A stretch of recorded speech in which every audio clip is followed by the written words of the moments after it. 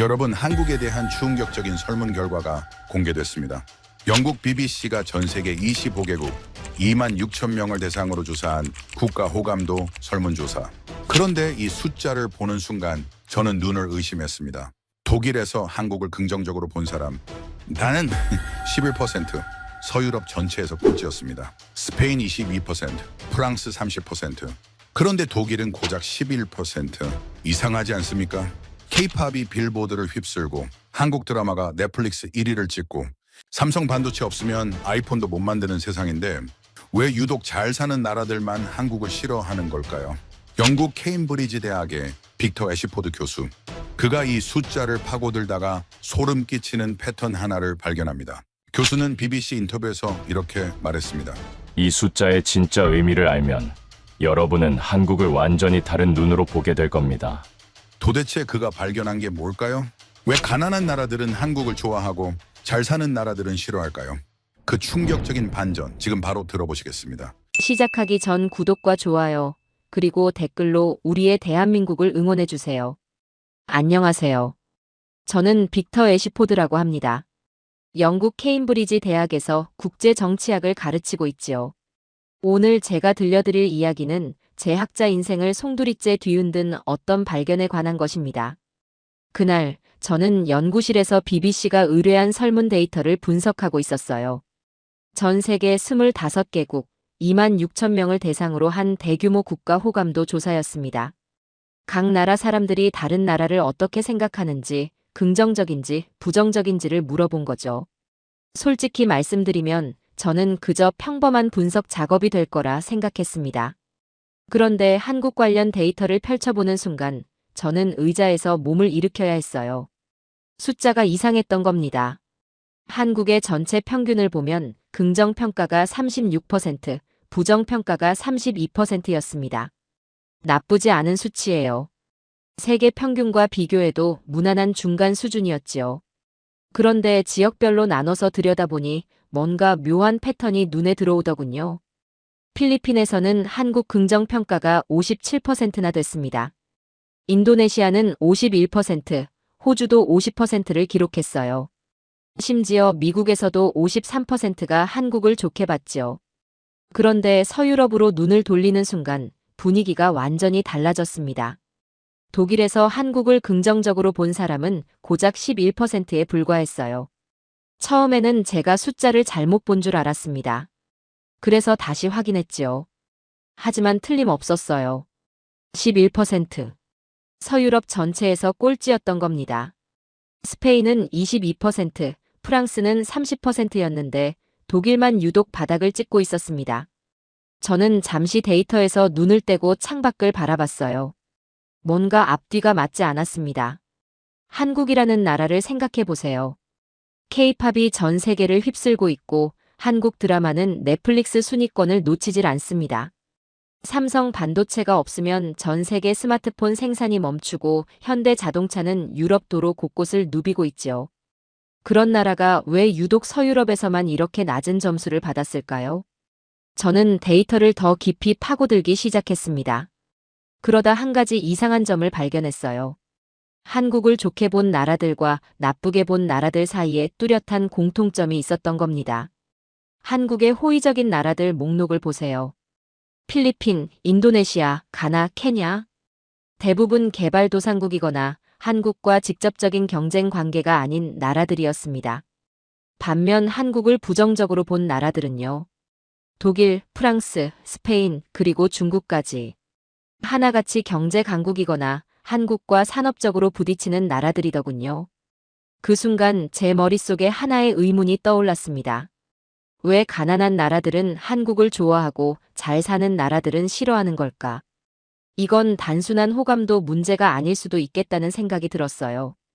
저는 곧바로 각 나라별 데이터를 펼쳐놓고 한국과의 관계를 하나씩 대조해 보기 시작했습니다. 독일.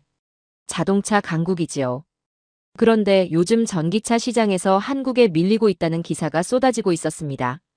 중국. 14억 인구의 대국인데 문화시장에서는 한국 콘텐츠의 번번이 고배를 마시고 있지요. 스페인. 한때 조선업 강국이었지만 지금은 한국에 그 자리를 완전히 내줬습니다. 하나하나 짚어갈수록 제 심장이 빠르게 뛰기 시작하더군요. 이건 단순한 싫어함이 아니었어요. 뭔가 다른 감정이 숨어 있는 것처럼 느껴졌습니다. 저는 그날 밤 잠을 이루지 못했습니다. 이 숫자들 뒤에 숨겨진 진짜 이야기가 있을 거라는 확신이 들었거든요. 그래서 저는 결심했습니다. 직접 확인해 보기로요. 책상 위의 데이터만으로는 부족했습니다. 그 나라 사람들을 만나서 그들의 입으로 직접 들어야겠다고 생각했지요. 저는 먼저 데이터를 완전히 해체해 보기로 했습니다. 숫자를 있는 그대로 보지 말고 뒤집어서 보자는 생각이었지요. 어떤 나라가 한국을 좋아하는지, 어떤 나라가 싫어하는지를 나란히 놓고 비교해보면 뭔가 보이지 않을까 싶었어요. 그래서 저는 연구실 벽면에 커다란 세계 지도를 붙여놓고 나라별로 색깔 핀을 꽂기 시작했습니다. 파란색은 한국의 호의적인 나라, 빨간색은 부정적인 나라. 작업을 마치고 한 발짝 물러서서 지도를 바라보는 순간 저는 소름이 돋았어요. 패턴이 너무나 선명하게 드러났던 겁니다. 파란 핀이 꽂힌 나라들을 보세요. 필리핀, 인도네시아, 가나, 케냐, 나이지리아. 그리고 의외로 미국과 호주도 파란색이었습니다. 이 나라들의 공통점이 뭘까요? 경제 규모로 보면 제각각이에요. 미국처럼 초강대국도 있고 케냐처럼 개발도상국도 있지요. 하지만 한 가지 공통점이 있었습니다. 이 나라들은 한국과 직접적으로 산업 경쟁을 벌이고 있지 않다는 거예요. 필리핀이나 인도네시아는 한국 기업들의 투자를 받는 입장이고 미국은 한국과 동맹 관계에 있으면서 서로 다른 산업 분야에서 협력하는 구조지요.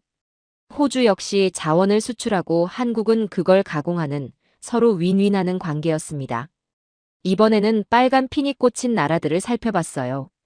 독일, 프랑스, 스페인, 이탈리아, 그리고 중국과 일본. 이 나라들의 공통점은 무엇이었을까요?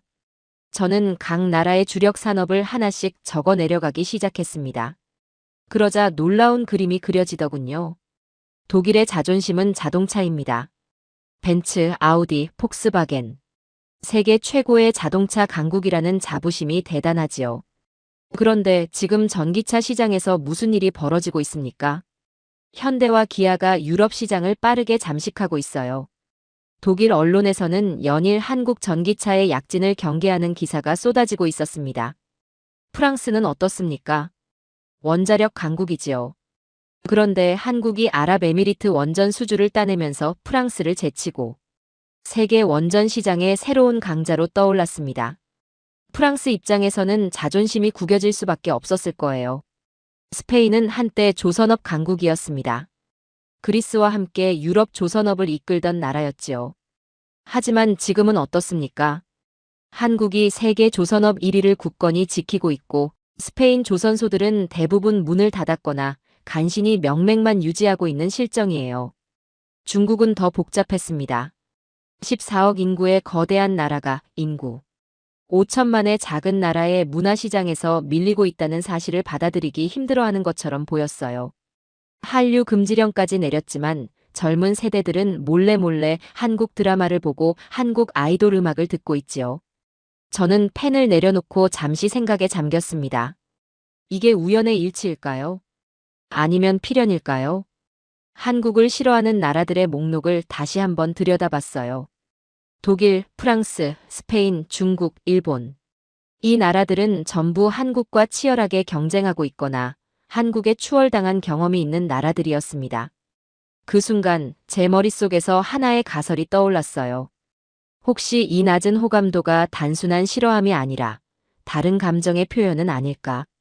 두려움, 혹은 경계심. 저는 이 가설을 검증해 보고 싶었습니다. 그래서 가장 극단적인 숫자를 보인 나라, 독일부터 파고 들어가기로 했어요. 11%라는 충격적인 숫자 뒤에 어떤 이야기가 숨어 있는지 직접 확인해 보고 싶었던 겁니다. 저는 독일에 있는 지인들에게 연락을 돌리기 시작했습니다. 프랑크푸르트 대학의 경제학 교수, 뮌헨에서 자동차 산업을 연구하는 애널리스트, 베를린의 언론인까지. 한국에 대한 독일인들의 인식을 가장 잘 설명해 줄 수 있는 사람들을 수소문했지요. 그 중에서 가장 먼저 답장을 보내온 사람은 프랑크푸르트 대학의 클라우스 밀러 교수였습니다. 밀러 교수는 유럽과 아시아의 경제관계를 연구하는 전문가였어요. 저와는 학회에서 몇 번 얼굴을 마주친 적이 있었지요. 그가 보내온 답장은 짧았지만 강렬했습니다. 애시포드 교수, 독일인들이 한국을 어떻게 생각하는지 알고 싶다고요. 직접 와서 보시는 게 좋겠습니다. 설명하기 복잡하거든요. 저는 그 답장을 받고 곧바로 독일행 비행기 표를 예약했습니다. 숫자 뒤에 숨겨진 진짜 이야기를 들을 준비가 된 거예요. 프랑크푸르트 공항에 내렸을 때 저는 묘한 긴장감을 느꼈습니다. 단순히 학술 조사를 하러 온 게 아니었어요. 11%라는 숫자 뒤에 숨겨진 독일인들의 속마음을 파헤치러 온 거였으니까요. 밀러 교수는 공항까지 마중을 나와 있었습니다. 백발의 온화해 보이는 신사였지요. 하지만 그의 눈빛에는 뭔가 복잡한 감정이 서려 있는 것처럼 보였어요. 그와 함께 프랑크푸르트 시내로 이동하면서 저는 차창 밖 풍경을 유심히 살펴봤습니다. 거리 곳곳에 한국 자동차들이 눈에 띄더군요. 현대, 기아 로고가 붙은 차들이 독일의 심장부를 누비고 있었습니다. 밀러 교수의 연구실에 도착해서 저는 본격적으로 질문을 시작했어요. 독일인들이 한국을 부정적으로 보는 진짜 이유가 뭐냐고 물었지요. 밀러 교수는 한참 동안 침묵하더니 천천히 입을 열었습니다. 그가 들려준 이야기는 제 예상을 완전히 뒤엎는 것이었어요. 독일인들은 한국을 싫어하는 게 아니라고 했습니다. 정확히 말하면 싫어할 여유조차 없다는 거였어요. 너무 바쁘게 쫓아가느라 숨이 턱까지 차올랐다는 표현을 쓰더군요.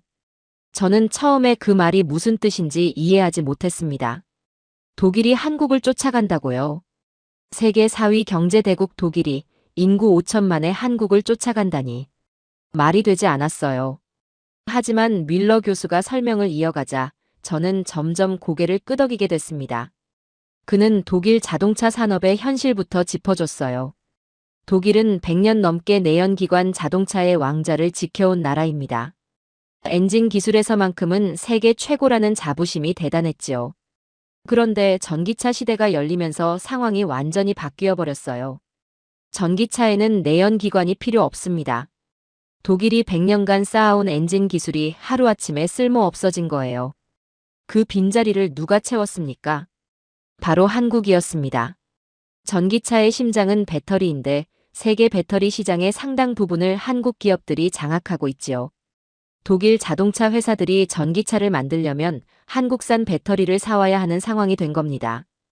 벤츠가 한국 배터리를 쓰고 아우디가 한국 배터리를 쓰고 폭스바겐이 한국 배터리를 씁니다. 독일 자동차의 심장이 한국산으로 바뀌어 버린 거예요. 독일인들 입장에서 이게 얼마나 자존심 상하는 일이겠습니까? 밀러 교수는 여기서 멈추지 않았습니다. 더 충격적인 이야기를 꺼내더군요. 바로 방위산업 이야기였어요. 독일은 세계적인 무기 수출국입니다. 특히 레오파드 전차는 서방 세계 최강의 전차로 불리며 독일의 자존심 그 자체였지요. 그런데 얼마 전 폴란드에서 무슨 일이 벌어졌는지 아십니까? 폴란드가 대규모 전차 도입을 결정하면서 독일 레오파드 대신 한국의 K2 전차를 선택해버린 겁니다. 1000대가 넘는 물량이었어요. 천문학적인 금액의 계약이 한국으로 넘어갔습니다. 독일로서는 코앞의 이웃나라의 뺨을 맞은 격이었지요. 밀러 교수는 그날 독일 언론의 반응을 생생하게 기억하고 있었습니다. 충격, 배신, 굴욕. 이런 단어들이 헤드라인을 장식했다고 해요. 유럽의 맹주를 자처하던 독일이 아시아의 작은 나라에 무기 시장을 빼앗겼다는 사실을 독일인들은 쉽게 받아들이지 못했던 겁니다. 저는 밀러 교수에게 물었습니다. 그래서 독일인들이 한국을 미워하는 거냐고요? 밀러 교수는 고개를 저었어요. 미워하는 게 아니라 두려워하는 거라고 했습니다. 한국이라는 나라가 어디서 갑자기 튀어나와서 이렇게 빠르게 치고 올라오는지 이해가 안 된다는 거예요. 불과 몇십 년 전만 해도 가난한 나라였는데 지금은 독일의 핵심 산업들을 하나씩 위협하고 있으니까요. 그는 재미있는 비유를 들어줬습니다.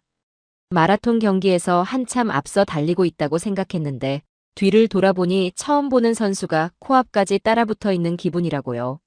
언제 출발했는지도 모르겠고 어디서 훈련했는지도 모르겠는데 어느새 숨소리가 바로 뒤에서 들린다는 겁니다. 그게 바로 독일인들이 한국을 바라보는 시선이라고 했어요. 저는 그 말을 듣는 순간 11%라는 숫자가 완전히 다르게 보이기 시작했습니다. 이건 혐오가 아니었어요. 경쟁자에 대한 경계심이었던 겁니다. 강한 나라는 약한 나라를 무시하지 경계하지 않습니다. 경계한다는 것 자체가 상대를 강자로 인정한다는 뜻이지요. 독일이 한국을 경계하고 있다. 이 사실 하나만으로도 한국의 위상이 어디까지 올라왔는지 알 수 있었어요. 밀러 교수와의 대화를 마치고 호텔로 돌아오는 길에 저는 계속 그의 말을 곱씹었습니다. 독일만 그런 걸까요? 아니면 다른 나라들도 비슷한 이유로 한국을 경계하고 있는 걸까요? 저는 다음 목적지를 정했습니다. 중국이었어요. 한국에 대한 부정평가가 50%를 넘었던 나라. 그곳에서는 또 어떤 이야기가 기다리고 있을지 궁금해졌습니다. 중국행 비행기 안에서 저는 설문 데이터를 다시 펼쳐봤습니다. 중국에서 한국에 대한 부정평가는 50%를 넘었어요. 어떤 해에는 64%까지 치솟은 적도 있었지요. 독일보다 훨씬 높은 수치였습니다. 하지만 저는 중국의 경우가 독일과는 결이 다를 거라고 짐작하고 있었어요. 독일은 산업 경쟁에서 오는 경계심이었다면 중국은 뭔가 더 복잡한 감정이 얽혀 있을 것 같았거든요. 베이징 공항에 도착했을 때 저는 주변을 둘러보며 흥미로운 광경을 목격했습니다. 공항 면세점 곳곳에 한국 화장품 매장이 들어서 있었어요. 젊은 중국인들이 줄을 서서 한국 제품을 사고 있더군요. 한국 아이돌 사진이 붙은 쇼핑백을 든 사람들도 심심찮게 눈에 띄었습니다. 부정평가가 50%가 넘는 나라에서 벌어지는 풍경치고는 좀 이상하지 않습니까? 저는 이 모순을 이해하고 싶었습니다. 베이징에서 저를 만나준 사람은 베이징 대학의 문화학 교수였어요. 왕리밍이라는 이름의 중년 학자였지요. 그는 중국 내 한류 현상을 오랫동안 연구해온 전문가였습니다. 왕 교수와 만난 자리에서 저는 단도직입적으로 물었어요. 중국인들이 한국을 싫어하면서 왜 한국 문화는 좋아하는 거냐고요. 왕 교수는 씁쓸한 미소를 지었습니다. 그가 들려준 이야기는 중국인들의 복잡한 속내를 적나라하게 보여주는 것이었어요. 중국은 스스로를 대국이라고 생각한다고 했습니다. 5천년 역사를 가진 문명의 중심지. 14억 인구의 거대한 나라. 경제 규모로는 세계 2위. 중국인들은 어릴 때부터 자국이 세계의 중심이라는 자부심을 가지고 자란다고 해요. 그런데 문화시장에서 무슨 일이 벌어졌습니까? 한국이라는 작은 나라의 드라마가 중국 전역을 휩쓸었습니다. 한국 아이돌 그룹의 노래가 중국 젊은이들의 마음을 사로잡았지요. 한국 영화가 중국 박스오피스를 강타했고 한국 예능 프로그램 포맷을 중국 방송사들이 앞다퉈 수입해갔습니다. 인구 5천만의 작은 나라가 14억 대국의 문화시장을 점령해버린 겁니다. 왕 교수는 이게 중국인들에게 얼마나 충격적인 일이었는지 설명해줬어요. 역사적으로 한반도는 늘 중국의 영향권 아래 있었습니다. 중국인들의 인식 속에서 한국은 작은 이웃나라, 문화적으로는 자신들보다 한 수 아래라는 생각이 깔려 있었지요. 그런데 지금은 어떻습니까? 중국 젊은이들이 한국 아이돌을 따라하고 한국 드라마 대사를 외우고 한국 음식을 먹으러 줄을 섭니다. 한국어를 배우겠다는 학생들이 넘쳐나고 한국 유학을 꿈꾸는 청년들이 수두룩하지요. 중국 입장에서 이건 단순한 문화 교류가 아니었어요. 자존심의 문제였던 겁니다. 왕 교수는 한류 금지령 이야기도 꺼냈습니다. 중국 정부가 공식적으로 한국 콘텐츠 수입을 제한하고 한국 연예인들의 중국 활동을 막았던 일이 있었지요. 표면적으로는 정치적 이유를 내세웠지만 속내는 더 복잡했다고 해요. 한류가 너무 거세져서 중국 문화 산업이 설 자리가 없어지고 있다는 위기감이 있었던 겁니다. 자국의 젊은 세대가 한국 문화에 빠져드는 것을 두고 볼 수 없었던 거지요. 하지만 금지령의 효과는 미미했습니다. 왕 교수가 들려준 뒷이야기가 인상적이었어요. 금지령이 내려진 이후에도 중국 젊은이들은 한국 콘텐츠를 포기하지 않았다고 합니다. 불법 경로를 통해 한국 드라마를 다운받고 우회 접속으로 한국 음악을 들었지요. 암암리에 한국 아이돌 팬클럽 활동을 이어갔고 몰래 한국 굿즈를 수집했습니다. 막으려고 할수록 더 집요하게 찾아들었던 거예요. 이게 뭘 의미하는 걸까요? 저는 왕 교수에게 물었습니다. 결국 중국인들은 한국을 좋아하는 거냐, 싫어하는 거냐고요. 왕 교수의 대답은 명쾌했습니다. 둘 다라고 했어요. 머리로는 싫어하고 가슴으로는 좋아한다는 거였습니다. 대국의 자존심이 한국의 부상을 인정하기 싫어하지만 막상 한국 콘텐츠를 접하면 그 매력을 부정할 수가 없다는 거지요. 설문조사에서 부정평가의 표를 던진 중국인들 중 상당수가 집에 돌아가서는 한국 드라마를 보고 있을 거라고 했습니다. 저는 그 말을 듣는 순간 왠지 모를 씁쓸함을 느꼈어요. 싫어하면서도 끌리는 감정. 인정하기 싫지만 부정할 수 없는 매력. 이건 단순한 호감도 조사로는 담아낼 수 없는 복잡한 심리였습니다. 왕 교수와 헤어지면서 저는 한 가지 질문을 더 던졌어요. 앞으로 중국의 한국에 대한 인식이 어떻게 변할 것 같으냐고요. 왕 교수는 잠시 생각하더니 이렇게 대답했습니다. 한국이 더 강해질수록 중국의 반감도 커질 거라고요. 하지만 동시에 한국 문화를 향한 갈망도 더 커질 거라고 했습니다. 이 모순은 쉽게 해결되지 않을 거라고요. 싫어하면서도 떠날 수 없는 관계. 그게 바로 중국과 한국 사이에 형성된 묘한 역학관계였던 겁니다. 베이징을 떠나는 비행기 안에서 저는 창밖을 내다보며 생각에 잠겼습니다. 독일은 산업 경쟁 때문에 한국을 경계하고 중국은 문화적 자존심 때문에 한국을 경계한다. 이유는 다르지만 결론은 같았어요. 한국이 무시할 수 없는 존재가 됐다는 것. 저는 다음 목적지로 스페인과 그리스를 생각하고 있었습니다. 한때 특정 산업에서 세계 정상이었다가 한국에 그 자리를 내준 나라들. 그곳에서는 또 어떤 이야기가 기다리고 있을지 궁금해졌어요. 스페인과 그리스. 이 두 나라를 다음 목적지로 정한 데는 이유가 있었습니다. 두 나라 모두 한때 조선업 강국이었어요.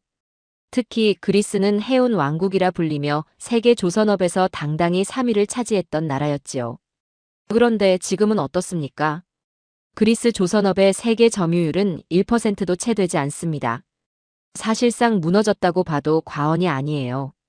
그 자리를 누가 차지했는지는 굳이 말씀드리지 않아도 아시겠지요. 저는 그리스 아테네로 향했습니다. 아테네 근교의 피레우스 항구는 한때 조선소들이 즐비했던 곳이었어요.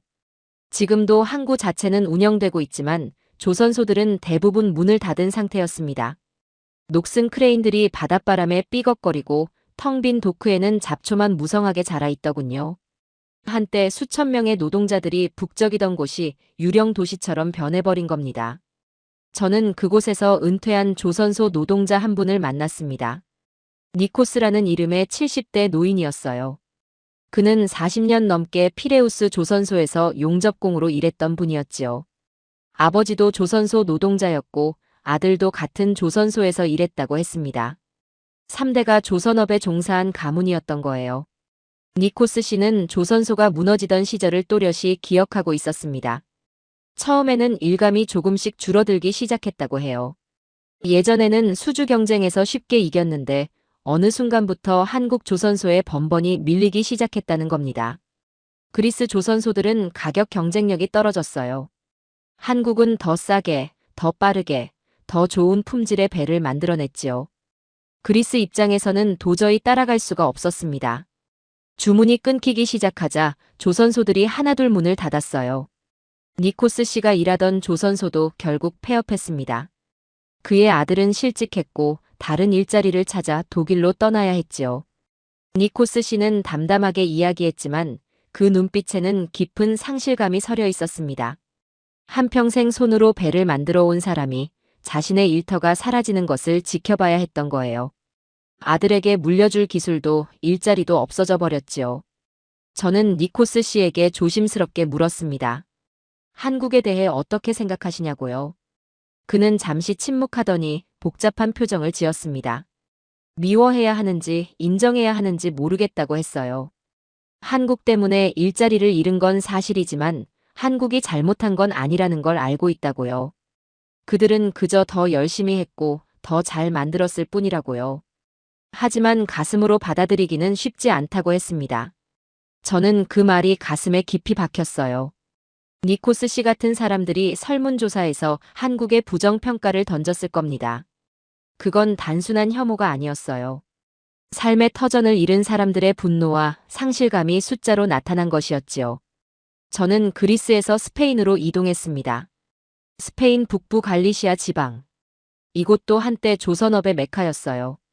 비고와 페롤이라는 항구 도시에는 대형 조선소들이 들어서 있었지요. 수만 명이 조선업에 종사하며 생계를 유지했습니다. 하지만 지금은 상황이 완전히 달라져 있었어요. 대형 조선소 몇 곳은 아직 운영되고 있었지만 규모가 예전 같지 않았습니다. 젊은이들은 일자리를 찾아 마드리드나 바르셀로나로 떠났고 남은 건 노인들 뿐이었지요. 페롤에서 만난 지역 신문 기자가 인상적인 이야기를 들려줬습니다. 이 지역 사람들은 한국하면 가장 먼저 조선소를 떠올린다고 해요. 관광지도 아니고 케이팝도 아니고 조선소라는 겁니다. 왜냐하면 한국 조선소가 그들의 일자리를 가져갔다고 생각하니까요. 물론 그게 전적으로 한국 탓은 아닙니다. 스페인 조선업의 경쟁력이 떨어진 데는 여러 이유가 있었어요. 오래된 설비, 높은 인건비, 비효율적인 경영 구조. 하지만 사람들은 그런 복잡한 이유보다는 눈에 보이는 경쟁자를 탓하기 마련이지요. 그 경쟁자가 바로 한국이었던 겁니다. 저는 스페인에서 흥미로운 통계 하나를 발견했습니다. 한국에 대한 부정평가가 특히 높게 나온 지역을 분석해봤더니 대부분 조선업이나 제조업이 쇠퇴한 지역이었어요. 갈리시아, 아스투리아스, 바스크 지방. 이런 곳들이 유독 한국에 대한 부정인식이 강했습니다. 반면 마드리드나 바르셀로나 같은 대도시, 관광업이 발달한 남부지방에서는 한국에 대한 인식이 훨씬 좋았지요. K-팝 팬들도 많고 한국 관광객을 반기는 분위기였습니다. 같은 나라 안에서도 이렇게 차이가 났던 거예요. 이게 뭘 의미할까요? 한국에 대한 부정평가는 추상적인 감정이 아니었습니다. 구체적인 이해관계에서 비롯된 것이었어요. 일자리를 잃은 지역, 산업이 쇠퇴한 지역에서 부정평가가 높게 나왔던 겁니다. 설문조사 숫자 뒤에는 이런 사연들이 숨어 있었습니다. 니코스 씨처럼 조선소가 문을 닫아 은퇴해야 했던 노동자. 페롤에서 고향을 떠나야 했던 청년들. 이들의 분노와 상실감이 모여서 22%니 23%니 하는 숫자가 된 거지요. 저는 이 사실을 깨닫고 나서 설문 데이터를 보는 눈이 완전히 달라졌습니다. 숫자가 아니라 사람이 보이기 시작한 거예요. 그리고 동시에 한국의 위상이 얼마나 달라졌는지도 실감하게 됐습니다. 한국 때문에 일자리를 잃었다고 말하는 사람들이 있다는 건 역설적으로 한국이 그만큼 강해졌다는 증거니까요. 약한 나라는 누군가의 밥그릇을 뺏을 힘이 없습니다. 강한 나라만이 그럴 수 있지요. 한국은 이제 밥그릇 경쟁에서 이기는 나라가 된 거였습니다. 그리스와 스페인을 다녀온 뒤 저는 영국으로 돌아와 자료 정리에 들어갔습니다. 여러 나라를 돌아다니며 수집한 인터뷰 내용, 현지에서 얻은 통계 자료, 그리고 제가 직접 목격한 것들을 종합해보니 한 가지 질문이 떠올랐어요. 한국을 싫어하는 나라들이 정말로 한국 없이 살 수 있을까? 저는 이 질문에 답하기 위해 새로운 조사를 시작했습니다. 한국이 세계 경제에서 차지하는 비중을 구체적인 숫자로 확인해 보고 싶었거든요. 연구실에 틀어박혀 자료를 뒤지기 시작했습니다. 산업별로 한국의 점유율을 정리해 나갔지요. 그런데 숫자들을 하나씩 확인할 때마다 저는 점점 놀라움을 감추기 어려워졌어요. 먼저 반도체 분야를 보겠습니다. 전 세계 메모리 반도체의 70% 이상이 한국에서 만들어지고 있었습니다. 우리가 매일 쓰는 스마트폰, 컴퓨터, 서버, 데이터 센터. 이 모든 기기의 핵심 부품인 메모리 반도체를 한국이 사실상 독점하고 있는 거예요. 한국 반도체 공장이 멈추면 어떻게 될까요? 전 세계 스마트폰 생산이 마비됩니다. 노트북도 태블릿도 게임기도 만들 수 없게 되지요. 자동차 공장도 멈춰요. 요즘 자동차에는 수십 개의 반도체가 들어가거든요. 그뿐이 아닙니다. 데이터 센터가 작동을 멈추면 인터넷 서비스도 차질을 빚게 돼요. 은행 거래, 온라인 쇼핑, 영상 스트리밍. 현대 사회를 지탱하는 거의 모든 시스템이 흔들리게 되는 겁니다. 다음은 배터리입니다. 전기차 시대가 열리면서 배터리의 중요성이 하늘을 찌르고 있지요. 그런데 전 세계 전기차 배터리의 40% 가까이를 한국 기업들이 공급하고 있었습니다. 독일 자동차 회사들이 전기차를 만들려면 한국 배터리가 필요합니다. 미국 전기차 회사들도 마찬가지예요. 한국 배터리 없이는 전기차를 양산할 수가 없는 거지요. 밀러 교수가 했던 말이 떠올랐습니다. 독일 자동차의 심장이 한국산으로 바뀌었다고 했잖아요. 그게 바로 이 이야기였던 겁니다. 저는 계속해서 다른 산업들도 조사했습니다. 디스플레이 분야에서도 한국은 압도적이었어요. 고급 스마트폰에 들어가는 유기발광 디스플레이 시장의 대부분을 한국이 장악하고 있었지요. 텔레비전용 대형 패널도 마찬가지였습니다. 조선업에서는 이미 말씀드렸지요. 세계 1위입니다. 대형 컨테이너선, 액화천 영가스 운반선, 초대형 유조선. 이런 고부가 가치 선박 시장에서 한국을 따라올 나라가 없어요. 그런데 여기서 끝이 아니었습니다. 조사를 하다 보니 예상치 못한 분야에서도 한국의 존재감이 드러났어요. 중동 지역의 담수화 플랜트 상당수가 한국 기업이 지은 것이었습니다. 사막 국가들은 바닷물을 민물로 바꾸는 담수화 시설 없이는 식수 공급이 불가능해요. 그 시설을 한국이 짓고 있었던 겁니다. 중동 사람들이 마시는 물의 상당 부분이 한국 기술로 만들어진 거예요. 원자력 발전소도 마찬가지였습니다. 한국이 아랍에미리트에 원전을 수출했다는 건 유명한 이야기지요. 그런데 그 이후로도 여러 나라에서 한국 원전에 관심을 보이고 있었습니다. 유럽의 무기 시장에서도 한국의 약진이 두드러졌어요. 폴란드뿐만 아니라 노르웨이, 호주, 이집트까지 한국산 무기를 도입하는 나라들이 늘어나고 있었습니다. 심지어 코로나 시기에는 전 세계 백신 생산의 상당 부분을 한국이 담당했다는 사실도 알게 됐어요. 한국 제약회사들이 위탁 생산을 맡아서 수억 회분의 백신을 만들어냈지요. 이 모든 자료를 정리하고 나서 저는 한참 동안 멍하니 앉아 있었습니다. 한국이라는 나라가 세계 경제에 이 정도로 깊숙이 들어와 있을 줄은 몰랐거든요. 솔직히 고백하자면 저도 한국에 대해 잘 모르고 있었습니다. K-팝과 한국 드라마 정도만 알고 있었지, 산업적으로 한국이 얼마나 중요한 위치를 차지하고 있는지는 제대로 인식하지 못했어요. 그런데 자료를 파고들수록 한국 없이는 돌아가지 않는 것들이 너무 많다는 걸 깨닫게 됐습니다. 여기서 저는 하나의 역설을 발견했어요. 한국을 싫어한다고 답한 나라들. 독일, 프랑스, 스페인, 중국. 이 나라들 중에서 한국 없이 경제가 돌아갈 수 있는 나라가 있을까요? 독일 자동차에는 한국 배터리가 들어갑니다. 프랑스 전자제품에는 한국 반도체가 들어가지요. 스페인 사람들이 쓰는 스마트폰 화면은 한국산 디스플레이예요. 중국은 어떻습니까? 첨단 반도체 분야에서 한국 기술을 따라잡으려고 안간힘을 쓰고 있지요. 싫어하면서도 의존하고 있는 겁니다.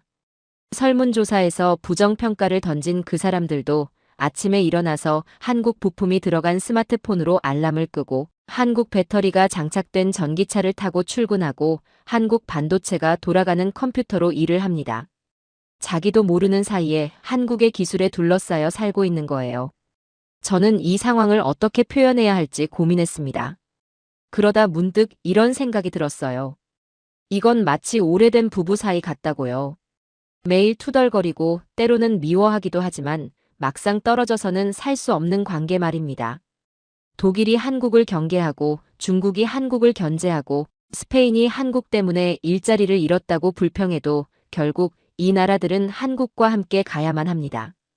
한국이 만드는 것들 없이는 현대 문명이 유지될 수 없으니까요. 싫어하면서도 떠날 수 없는 관계. 이게 바로 지금 세계가 한국과 맺고 있는 관계였습니다. 저는 이 발견이 설문조사의 숫자를 완전히 다른 관점에서 보게 만들었다고 생각했어요.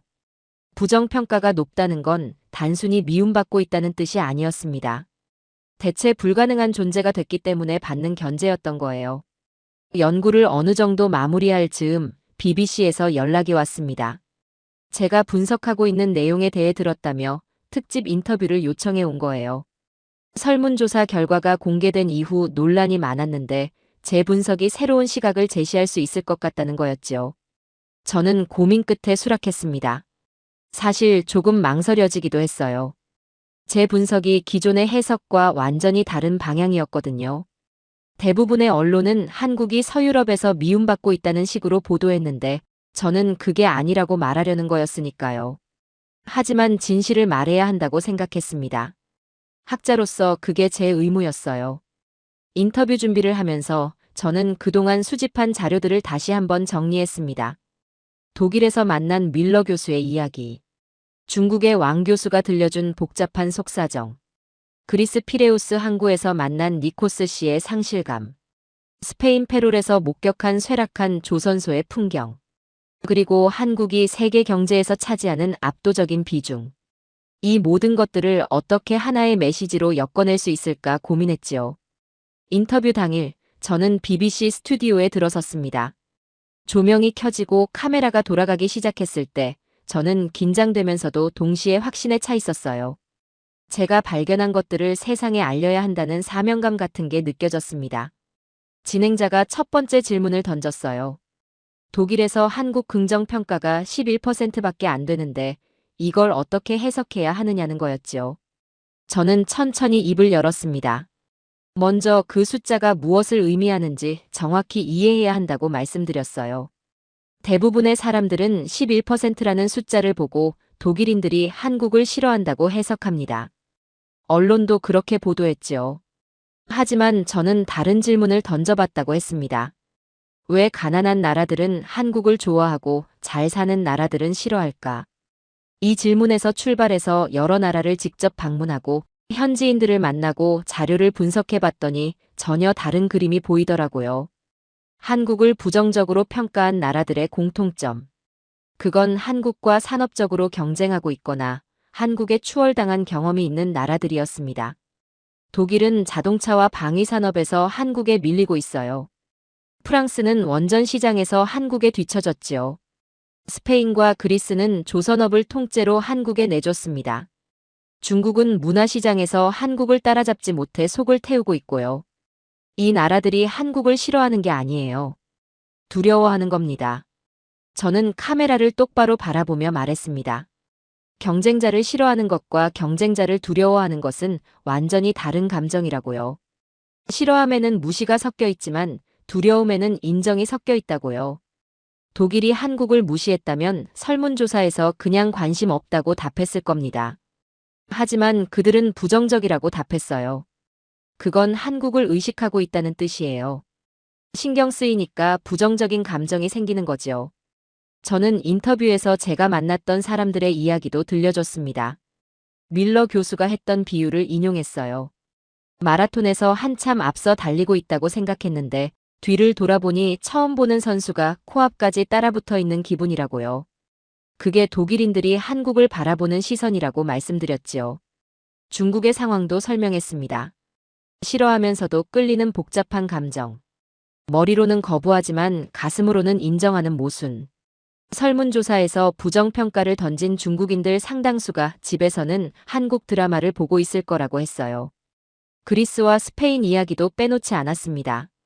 조선소가 문을 닫고 일자리를 잃은 사람들. 그들의 분노는 이해할 수 있지만 그건 한국이 잘못해서가 아니라 한국이 더 잘했기 때문이라고요. 인터뷰가 끝나갈 무렵 진행자가 마지막 질문을 던졌습니다. 그래서 결론이 뭐냐고요? 이 숫자들을 어떻게 해석해야 하느냐고요? 저는 잠시 숨을 고르고 대답했습니다. 낮은 긍정평가는 혐오가 아닙니다. 위협을 느낀다는 신호예요. 약한 나라는 동정받습니다. 무시당하기도 하지요. 하지만 경계받지는 않아요. 신경 쓸 필요가 없으니까요. 강한 나라만이 경계받습니다. 두려움의 대상이 되지요. 상대가 나를 위협할 힘이 있다고 인정하기 때문에 경계하는 겁니다. 한국은 지금 경계받는 위치에 올라섰습니다. 세계의 선진국들이 한국을 의식하고 견제하고 때로는 두려워하고 있어요. 이건 한국이 약해서가 아닙니다. 강해졌기 때문이에요. 11%라는 숫자. 그건 독일인들이 한국을 미워한다는 증거가 아니에요. 독일인들이 한국을 더 이상 무시할 수 없게 됐다는 증거입니다. 저는 마지막으로 이렇게 말했습니다. 미움받는다는 것. 그건 역설적으로 정상에 가까워졌다는 뜻일 수 있어요. 정상에 오르면 모두가 당신을 끌어내리고 싶어 하거든요. 한국은 지금 그 자리에 서 있는 겁니다. 인터뷰가 끝나고 스튜디오를 나서는데 제작진 한 명이 다가와서 말하더군요. 지금까지 들었던 해석 중에 가장 신선했다고요. 숫자를 완전히 다른 각도에서 보게 됐다고요. 저는 그 말을 들으며 생각했습니다. 사람들은 숫자만 보고 판단하는 경향이 있어요. 11%라는 숫자를 보면 자동으로 나쁜 거라고 생각하지요. 하지만 숫자 뒤에는 항상 맥락이 있습니다. 그 맥락을 이해해야 진짜 의미를 알 수 있어요. 저는 그날 인터뷰를 하면서 학자로서 해야 할 일을 했다는 보람을 느꼈습니다. 진실은 때로 우리의 예상과 다른 곳에 숨어 있으니까요. BBC 인터뷰가 방송된 이후 예상치 못한 일들이 벌어지기 시작했습니다. 처음에는 영국 내 반응만 있을 거라 생각했어요. 그런데 며칠 지나지 않아 독일 언론에서 제 인터뷰를 인용하기 시작하더군요. 프랑스, 스페인, 이탈리아까지 유럽 전역의 언론들이 제 분석을 다루기 시작했습니다. 흥미로웠던 건 반응이 엇갈렸다는 점이에요. 어떤 언론은 제 분석에 동의하며 한국에 대한 부정적 인식을 제고해야 한다는 논조로 기사를 썼습니다. 반면 어떤 언론은 격하게 반발했지요. 한국을 경계하는 게 뭐가 잘못이냐며 제가 한국 편을 든다고 비판하는 기사도 있었어요. 하지만 저는 그 반발조차도 제 분석이 맞았다는 증거라고 생각했습니다. 만약 제 말이 틀렸다면 그냥 무시하면 될 일이잖아요. 그런데 굳이 반박 기사까지 쓴다는 건 제가 뭔가 아픈 곳을 찔렀다는 뜻이니까요. 독일의 한 경제지가 특히 신랄했습니다. 영국 학자가 한국을 미화하고 있다며 한국 산업의 문제점들을 나열하는 기사를 실었지요. 노동 환경 문제, 재벌 구조의 폐해, 출산율 저하 같은 것들을 지적했어요. 저는 그 기사를 읽으며 씁쓸한 미소를 지었습니다. 그 기사가 지적한 것들은 사실이에요. 한국에도 문제가 많지요. 어느 나라든 완벽할 수는 없으니까요. 하지만 그게 제 분석의 핵심은 아니었습니다. 제가 말하고 싶었던 건 왜 유독 선진국들에서 한국에 대한 부정평가가 높게 나왔느냐는 거였어요. 한국의 문제점 때문이 아니라 한국의 성공 때문이라는 게 제 결론이었지요. 그 독일 기사도 결국은 같은 맥락이었습니다. 한국을 깎아내리려는 시도 자체가 한국을 의식하고 있다는 증거니까요. 정말로 보잘것없는 나라였다면 굳이 기사까지 써가며 비판할 이유가 없잖아요. 인터뷰 이후 제 이메일함에는 수많은 메시지가 쌓이기 시작했습니다. 대부분은 유럽 각지에서 온 것들이었어요. 제 분석에 동의한다는 내용도 있었고 반박하는 내용도 있었지요. 학계 동료들의 의견도 있었고 일반 시민들의 편지도 있었습니다. 그 중에서 기억에 남는 메시지가 몇 개 있었어요. 프랑크푸르트에서 온 편지였습니다. 자동차 부품 공장에서 일하는 노동자라고 자신을 소개하더군요. 그는 솔직하게 털어놓았어요. 한국 때문에 공장 물량이 줄었다고요. 동료들 중에 해고당한 사람도 있다고요. 그래서 한국을 좋게 볼 수가 없었다고요. 하지만 제 인터뷰를 보고 생각이 조금 바뀌었다고 했습니다. 미워하는 것과 인정하는 것은 다른 거라는 제 말이 마음에 와닿았다고요. 한국이 잘해서 우리가 힘든 거라면 미워할 게 아니라 우리도 더 잘해야 하는 거 아니냐고요. 저는 그 편지를 읽으며 가슴이 뭉클해졌습니다. 이게 바로 제가 바라던 거였어요. 무조건적인 미움이 아니라 상황을 제대로 이해하는 것. 한국을 좋아하라는 게 아니라 왜 이런 감정이 생기는지 스스로 돌아보는 것. 스페인에서 온 편지도 인상적이었습니다. 대학에서 경제학을 가르치는 교수라고 했어요. 그는 제 분석에 전적으로 동의한다고 썼습니다. 스페인이 조선업에서 밀려난 건 한국 탓이 아니라 스페인 스스로의 문제였다고요. 변화에 적응하지 못하고 혁신에 투자하지 않은 대가를 치르고 있는 거라고요. 한국은 그저 더 열심히 했을 뿐이라고 했습니다. 그걸 탓하는 건 공정하지 못하다고요. 저는 그 편지를 읽으며 고개를 끄덕였습니다.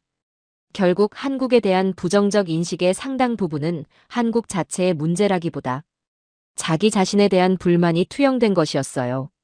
한국이라는 나라가 거울 역할을 하고 있었던 겁니다. 그 거울 앞에 서면 자신이 뒤처져 있다는 현실이 적나라하게 보이지요. 그게 불편하니까 거울을 탓하는 거예요. 거울이 잘못된 게 아닌데도요. 저는 연구를 마무리하면서 이 모든 여정을 돌아봤습니다. 처음에 11%라는 숫자를 봤을 때는 저도 의아했어요. 한국이 뭘 잘못했길래 이렇게 낮은 점수가 나왔을까 하고요. 하지만 여러 나라를 다니고 수많은 사람들을 만나고 자료를 분석해보니 완전히 다른 결론에 도달하게 됐습니다. 한국이 잘못해서가 아니라 한국이 너무 잘해서 받는 견제였던 거예요. 불과 몇십 년 전만 해도 세계 최빈국 중 하나였던 나라가 이제는 선진국들의 밥그릇을 위협하는 존재가 됐습니다.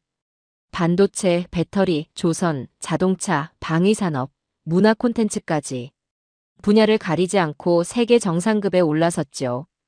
이게 쉬운 일입니까? 인류 역사상 이렇게 빠르게 성장한 나라가 몇이나 될까요? 선진국들이 한국을 경계하는 건 어쩌면 당연한 거예요. 자기들 자리를 위협하는 존재가 나타났으니까요. 저는 이번 연구를 통해 한국이라는 나라를 완전히 새로운 눈으로 보게 됐습니다. 예전에는 K-팝과 드라마 정도로만 알고 있었어요. 아시아 어딘가에 있는 작은 나라라는 인식이었지요. 하지만 지금은 알고 있습니다. 한국이 세계 경제의 핵심 축 중 하나라는 것을요. 한국 없이는 현대 문명이 제대로 돌아가지 않는다는 것을요. 그리고 한 가지 더 깨달은 게 있습니다. 미움받는다는 것. 그건 실패의 징표가 아니에요. 오히려 성공의 징표일 수 있습니다. 아무도 주목하지 않는 존재는 미움받을 일도 없거든요. 모두가 의식하고 견제하고 때로는 두려워하는 존재만이 미움의 대상이 됩니다. 한국은 이제 그런 존재가 됐습니다. 세계가 한국을 바라보고 있어요. 좋든 싫든, 인정하든 부정하든 한국을 무시할 수 있는 나라는 이제 없습니다. 11%라는 숫자. 저는 그 숫자가 한국의 약점을 보여주는 게 아니라고 생각합니다. 오히려 한국이 얼마나 높이 올라왔는지를 보여주는 숫자예요. 정상에 오르면 모두가 당신을 끌어내리려 합니다. 바람도 거세지고 시선도 차가워지지요. 하지만 그게 정상에 섰다는 증거입니다. 한국은 지금 그 정상에 서 있습니다. 오늘 사연은 여기까지입니다. 한국의 진짜 의미를 밝힌 영국 교수의 반전 스토리 어떠셨나요? 사연의 주인공에게 응원의 댓글을 남겨주세요. 지금까지 감동정거장에서 사연 전해드렸습니다. 사연이 마음에 드셨다면 좋아요와 구독 부탁드립니다. 시청해주셔서 감사합니다.